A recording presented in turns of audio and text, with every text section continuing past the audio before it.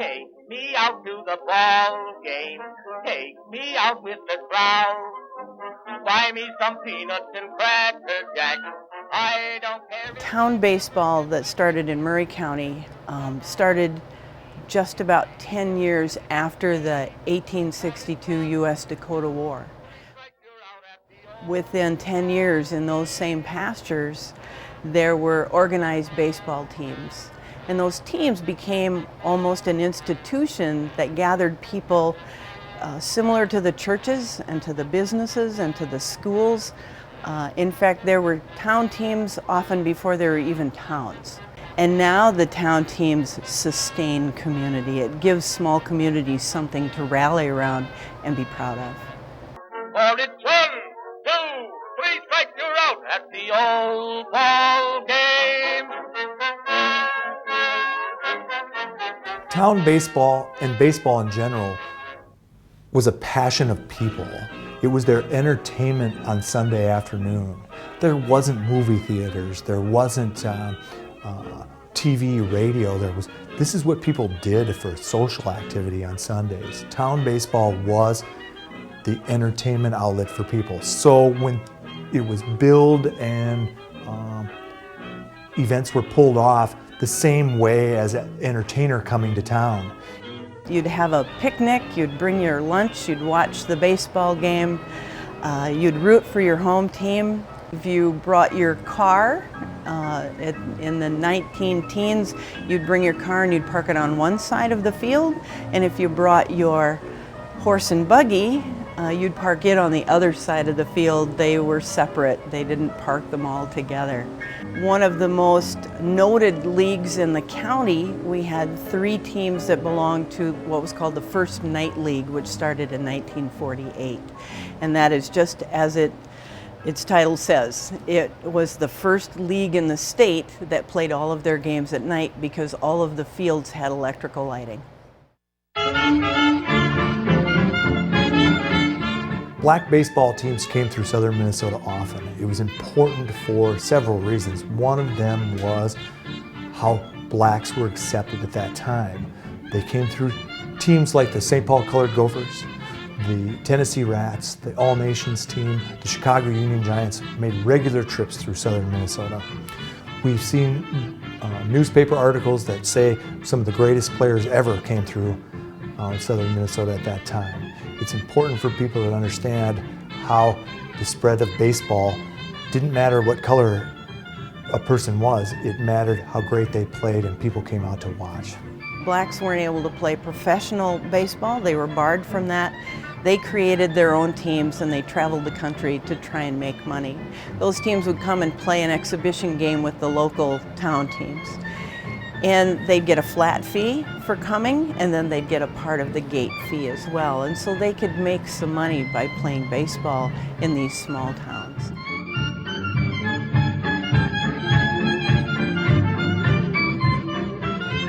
Later on, there were people playing on the teams here in the area that were black. John Donaldson came here in the early 1920s and played with Lismore. He was a paid pitcher. Later on in the 1940s, they hired semi-professional and professional black baseball players to play in the First Night League, and they were paid positions, and they began to integrate baseball at that time in the late 1940s. We actually had segregated baseball from the mid-20s until 1947. So while there were players like John Donaldson that in fact did play for individual teams, any team that attempted to be a part of the system that advanced to the state tournament couldn't have an African American player on it, or it couldn't be an all-black team. So all of the all-black teams that played during those times were really independent teams, sometimes playing within leagues, but were kept out of playoffs. Segregation, again, just primarily went because people were biased about somebody's color and the fear of that they were different. As Jackie Robinson broke the color barrier, here in these town teams, that barrier had already been broken by someone like John Donaldson. John Donaldson was a great Negro League baseball player. He was 6 foot tall, about 200 pounds, and was a power left-handed pitcher. He played for 35 seasons, started in 1908 and went to 1943. He played all over the Upper Midwest, played in over 130 cities in Minnesota alone.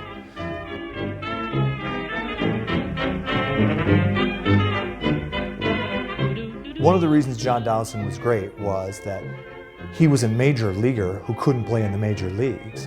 He drew crowds based on them coming to see him play because they knew he was a major leaguer. People loved baseball and they wanted to see major league talent, and when John Donaldson was in their town, they knew that. And so thousands and thousands of people came out to see him play because they knew he was a major leaguer.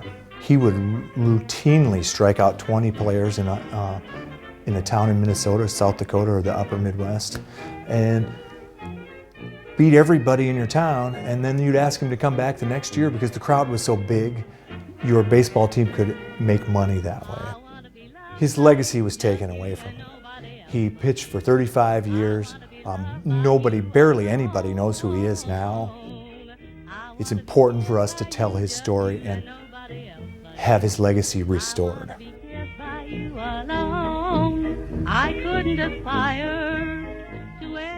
We have about 39 seconds of John Donaldson playing baseball, and it's really important because generations today need that visual component to see how he was great.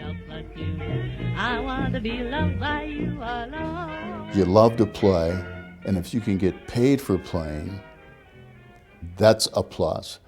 He was making $450 a month here in Minnesota. That was a pretty big salary for anybody at that point in time. That's a lot of money.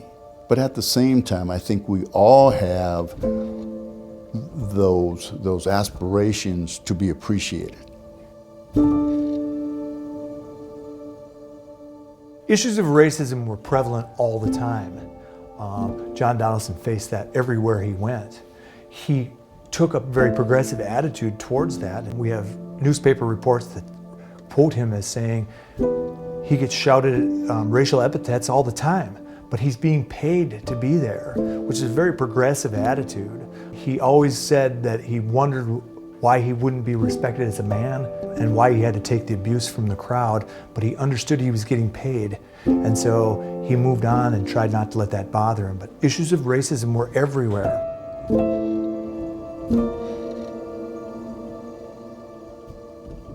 If we go into 1947, when Jackie Robinson breaks the color barrier, it's very interesting to me because some of the great black baseball players that played, at least in the Twin Cities, had stopped playing by the time they got to high school because there was no place to go until Jackie breaks the color barrier.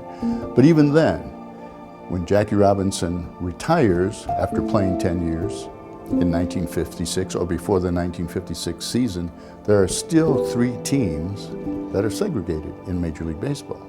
I believe the issue of racism hasn't changed. It's an individual idea portrayed upon someone else. I think that it's important that we learn from the past and understand that people did live through those things, and let's not be doomed to do that again ourselves.